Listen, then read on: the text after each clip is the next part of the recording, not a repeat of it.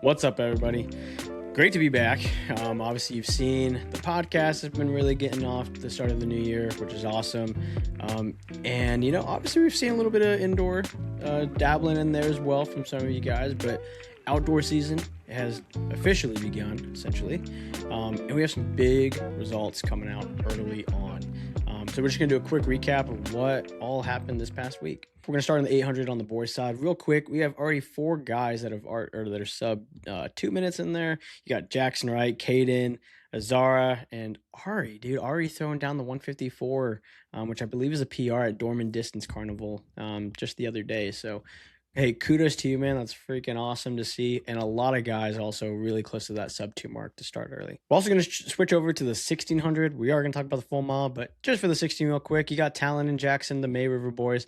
They were able to run under 430. Talon was 436. Jackson 427. Some really good results out of them.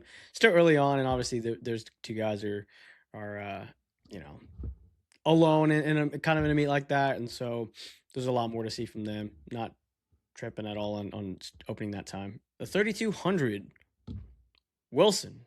What are you doing, man? That's awesome. That is crazy awesome. 9:11 to open up the season again at Dorman Distance Carnival. We got a lot from Dorman.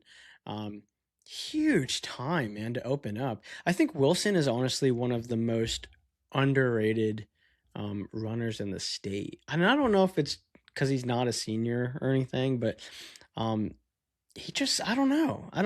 He is in a really hard classification as well, obviously with those GMC boys, and I feel like maybe he gets in the shadow a bit too much, and I think he definitely is owed his flowers. But nevertheless, 9:11 to start the 32 this year. Hey, wow. I mean, that's a statement. You definitely put potential at, obviously, the big one, which I won't say right now, but obviously that's a really good one to start off.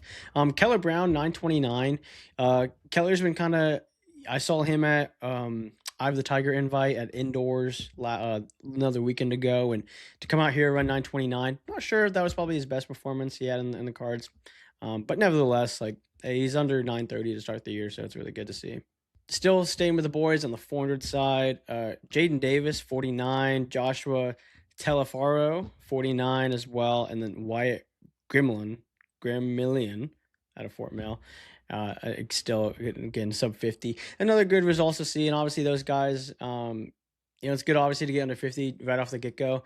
We're gonna see times get well below that and probably 47, 48 range. So, but they're leading the way, putting marks on the board early on. It's good to see. All right, so boys 1 mile. This one was interesting. Dorman Distance Carnival, obviously the race to be at the other day. 11 guys are right now sub 430 for the full mile. We're calling that full mile. Christian Snail, again, another guy I think he's been killing it. He's been really killing it so far to start off. A lot, really, really heavy on to start the season. Nevertheless, gets a great nod. He ran 429 yesterday. You look at the GMC boys. I don't know if they were running that as anything all out. Quite honestly, I saw them a little bit. I thought they were doing a warm up, but that warm up looked like they were tempoing almost in a way. Maybe not. But I don't think they really. It didn't look like they gave their all. I mean, I watched that race and still. I mean, it's notable though. It's noticeable. I know obviously no guys are. I think GMC is on a bit of I don't want to say a bit of a pedestal, but they are guys that, you're trying to beat, and I understand that. I just don't know if that was really their full best effort. I don't think Jackson running 422 is even remotely close to what he could easily run right now. And same as Beeson, but it doesn't take any credit away from the guys that obviously beat them and ran great times. Like, hey, Connor 424, Evan 426, Reed 427. Jack Wilcox, man, this guy, he's a miler. And I think, I don't know, maybe he was hurting cross. I have yet to get the full story on that. Would love to have you on, Jack, if you're willing. But he's a true miler. He's like a 413 guy, 412 guy. And to open up at 421, that's great. It's a great way to start. And honestly, it's really good to see, because I thought his cross country season was really, just being honest, I thought it was really weak compared to his mile time, because his mile time's so strong. So it's great to see him really compete. And then, hey, dude, Josh Vogel, Correct me if I'm wrong, man. Lexington, obviously, great run. 4:17 to start off the year. Heck yeah, man. Heck yeah. It's February. All right. It is February. So nobody needs to be getting too crazy about times and whatnot. But to start off really hot like that, that's awesome. Um, and then, yeah, I mean, again, we kind of just look at some of the results here, and all these guys I expect to be way faster. We come even March, April, all the way into May. So it's good stuff, man. It's really good to see. All right. So on the girls 800-meter side, obviously against some notable ones, we had about 5 girls who were able to run sub 220 already this early on, which is great. And all 5 of them come out of Dorman Distance Carnival. Julia Goldman, Ava, Anna, Sophia, Gabriella. Gabriella Aycock ran 2:11 yesterday. That was pretty bold. That was really bold. That kind of goes into like Wilson ran with the 9:11.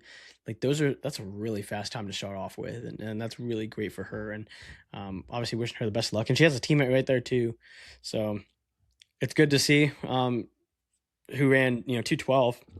It's so fast early on, and definitely will. Obviously you got to have those ambitions and goals to be well sub 10 or 2:10. So, and that's cool. But it's really cool to see too, like Anna, 2:14. Like your brother's right there too. You guys are like leading the way of brother and sister, which that is pretty unique as well. I haven't really. Usually you can kind of see like siblings of like male and male, not really male female.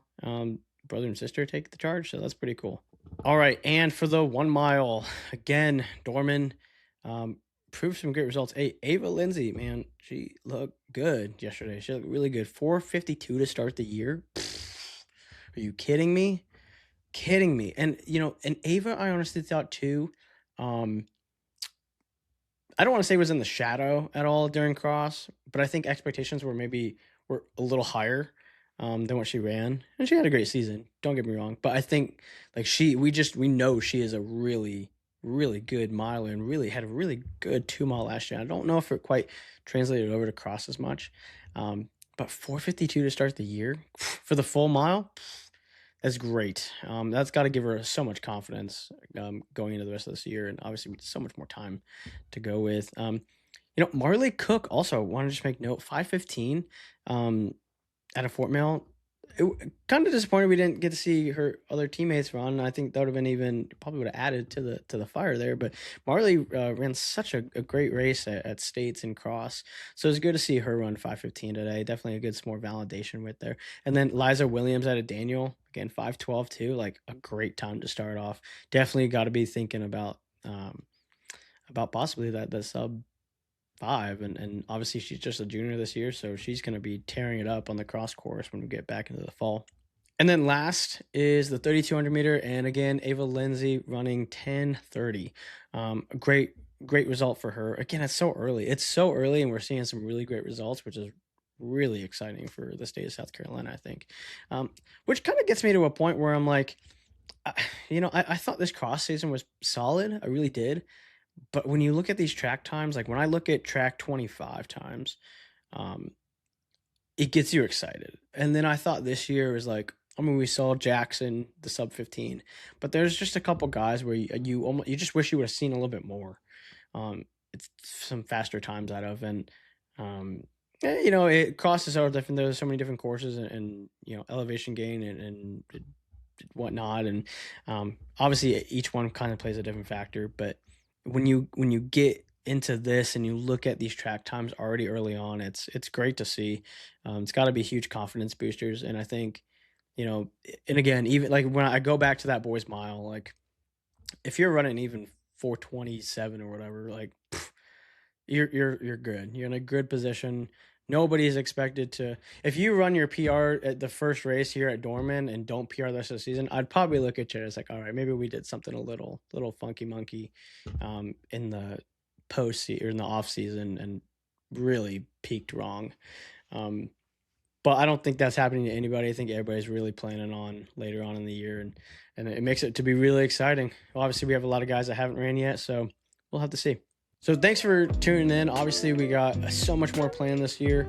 We're going to be heading to a lot of meets.